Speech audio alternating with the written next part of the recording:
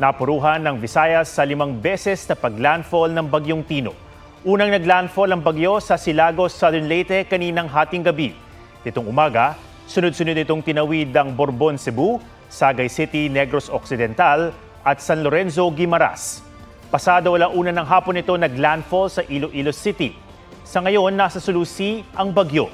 Sa datos ng Pag-asa, 235.2 mm ang dami ng ulang ibinuhos ng bagyo sa Maasin, Southern Leyte sa loob ng 24 oras mula alas 8 ng umaga noong November 3. Anila, nahigitan nito ang average rainfall doon sa buong buwan ng Nobyembre na nasa 213.7 mm.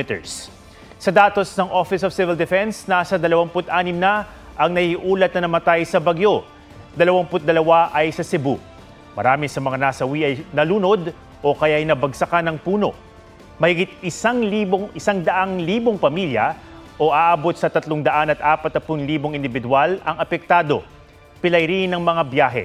Sa Parañaque Integrated Terminal Exchange o PITX, 19 na bus ang hindi bumiyahe dahil sarado ang mga pantalan. Ayon sa Coast Guard, mahigit 4,000 individual ang lagpas 1,700 sasakyang pandagat ang stranded. Daang-daang flight din ang kanselado kaya pila-pila ang mga pasaherong nagpaparibok sa NAIA.